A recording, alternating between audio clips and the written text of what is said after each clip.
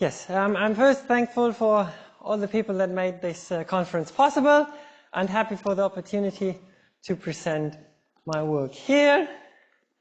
Yes, and I will talk about the angular dependence of self-interacting dark matter models. Well, I guess I don't need much of an introduction for SIDM. So, well, initially, SIDM was motivated by these problems on small scales. We know the large-scale n-body simulations it treated remarkably well with the observations. And then on the small scales, we have these curiosities or this historical small-scale crisis, and then these problems tend to be ruled out. Yes, but okay, self-interacting dark matter was more than 2 decades introduced to solve problems like the core cusp issue. So we want to be able to reduce the central densities in our dark matter halos, so we get something like this red curve here. Yes, and if we do this, we can try to use this effect to probe how strong the dark matter self-interactions are allowed to be. Many people have done this, also use other measures, like for example the shapes of the dark matter halos, which become rounder when we have SIDM. And what you can see here, the cross-section as a function of the halo mass. So, and if we probe this as various masses, we find that we prefer larger cross-sections at low masses and smaller cross-sections at high halo masses. And at larger masses, we have larger dark matter velocities. So we probe here the cross-section at higher velocities, and here we probe the cross-section at smaller velocities. And that just tells us the cross-section should be velocity dependent. But there's, of course, more we can probe about the cross-section. The differential cross-section does not only tell us something about the velocity dependence, but also about the angular dependence. And that's what I focused on. I first want to talk a bit about modeling self-interacting dark matter, because to get these constraints I've showed you, we need to be able to model the effects. And what I'm doing is the n-body simulations. There we try really to model the effect from first principles. So I'm not going to talk about like the gravithermal fluid model or the Jeans approach. And the first thing you should be aware of, if we have SIDM, this is not collisionless like CDM, but it's also not fully collisional like a fluid. So we're somewhere in between. We have a mildly collisional medium. And to model this, we need the 60 phase space information. So the 3D configuration space and 3D velocity space, like for the CDM simulations. And yes, what we're solving is the Laplace-Poisson equation. But in contrast to the CDM simulations, we have this additional collision term. And that describes in new physics the dark matter self-interactions. And yeah, you know I want to talk about the angular dependence. And so we distinguish for this collision term 2 regimes. The one is the large angle scattering, so where you typically scatter about large angle. And this is now modeled for more than 2 decades, also within n-body simulations. And when you typically scatter about large angle, you transfer a lot of energy on momentum per scattering event. So actually, you don't need that many scattering events to change the distribution of dark matter. You don't need many scattering events, for example, to form these density cores. But there are also other models where you might scatter typically about a tiny angle. Now that's motivated by light mediator models. And typically, the velocity dependence comes also with the angular dependence. And if we have models where these light mediator models with a really light mediator, then the typical scattering angle can be fairly tiny. And then we transfer per scattering event very little of momentum and energy, so we need many scattering events. And what I'm focusing on is really to look at the limit where we keep the transfer cross-section constant, but decrease the scattering angle further and further, basically having a total cross-section that's diverging. And that's something that's very challenging to simulate. So that was not possible before. In my PhD, I developed a numerical scheme to do this. And to get you an idea how we can model these interactions, I want to talk about the track force description, because that's what we're effectively using. So if we have a dark matter particle that's traveling through background density of dark matter, we can now imagine that it's scattering many times by small angle. And we would expect that the velocity changes perpendicular to the direction of motion average out. So it keeps the direction, but we have the velocity changes parallel to the direction of motion, and they would sum up. So the particle is decelerated.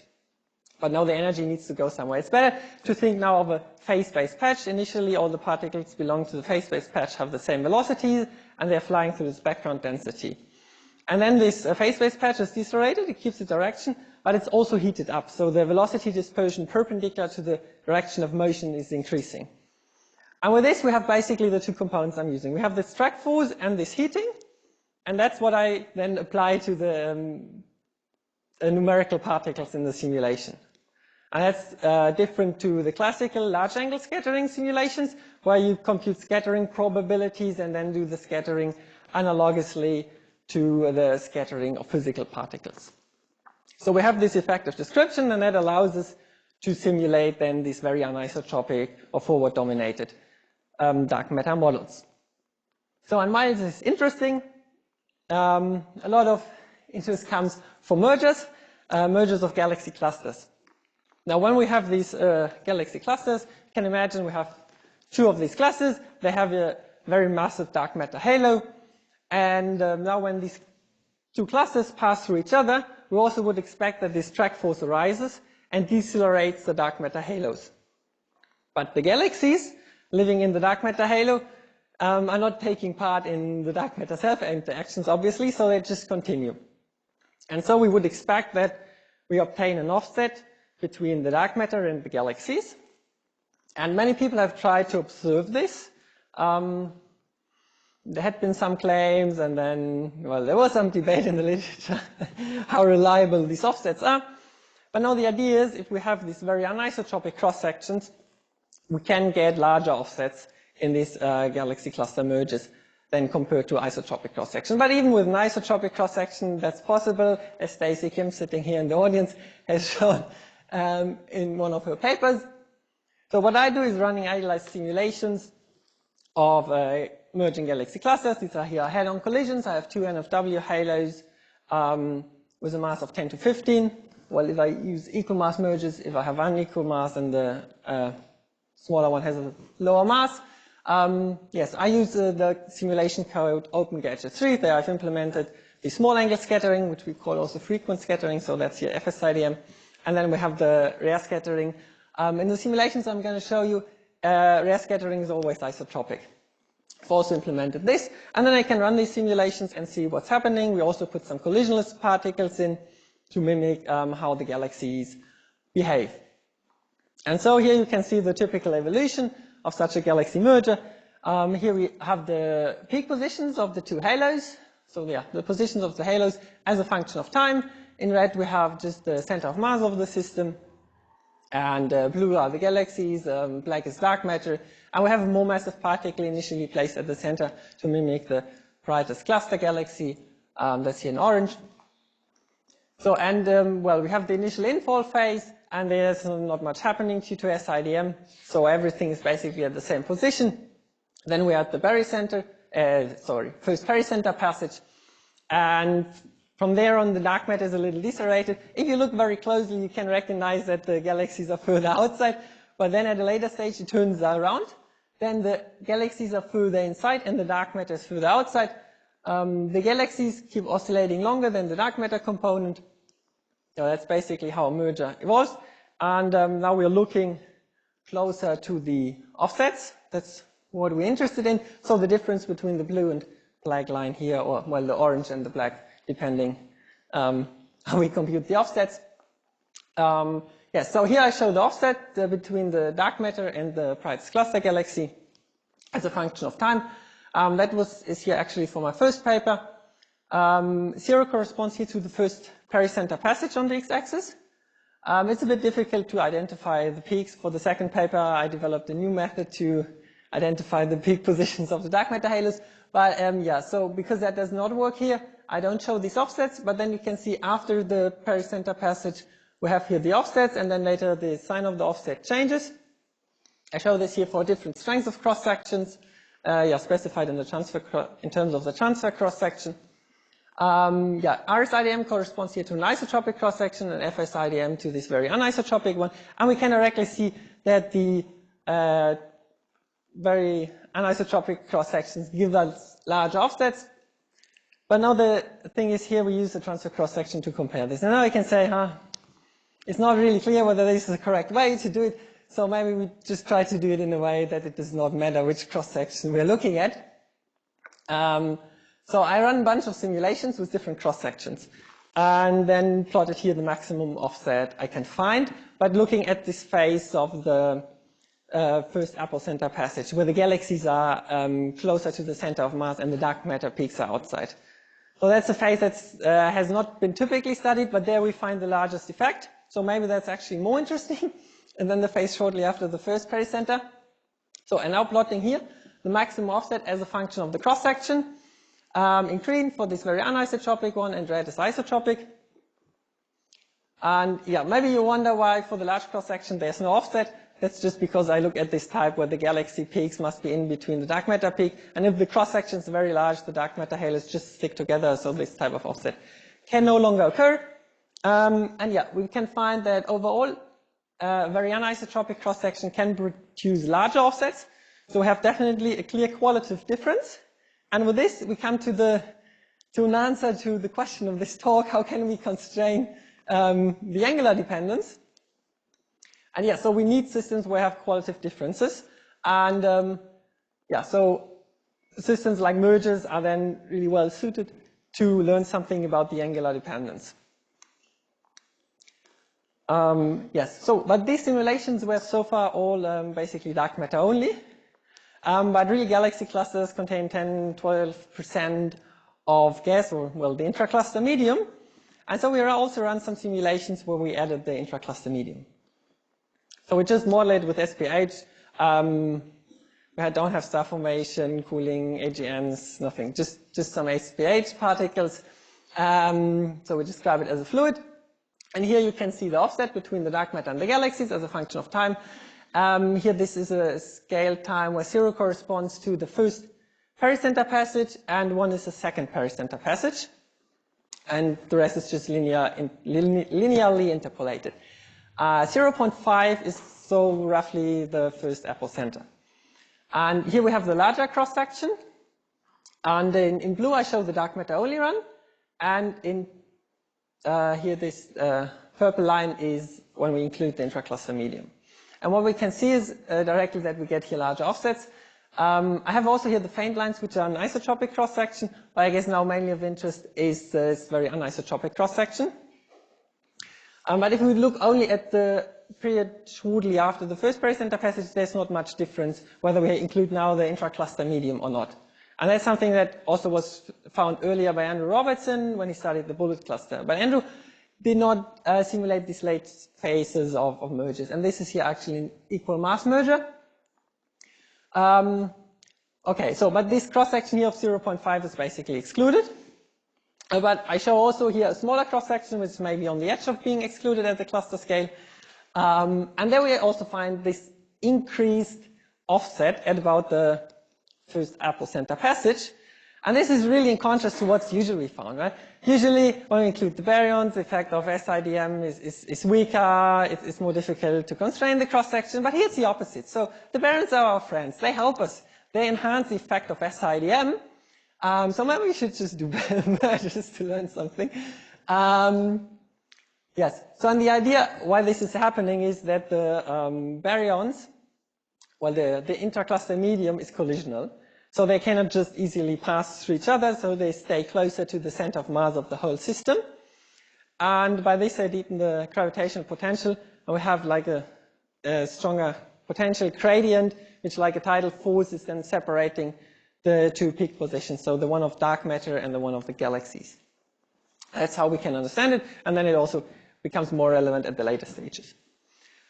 Okay, so I've been now speaking about the mergers, and there we so far assumed that we described the mergers just by these peak positions. But of course, there's way more to it. We can look at the whole morphology. So that's what I try to show here. Actually, I just want to show a video on this. That's even a bit larger. We have in blue the dark matter density, orange is galaxies, green is the intracluster medium.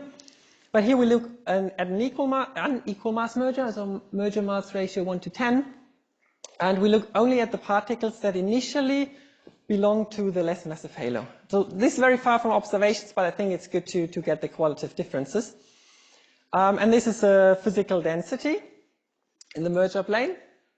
And yeah, we can see how this evolves as a function of time. The black circle indicates where we find the peak position.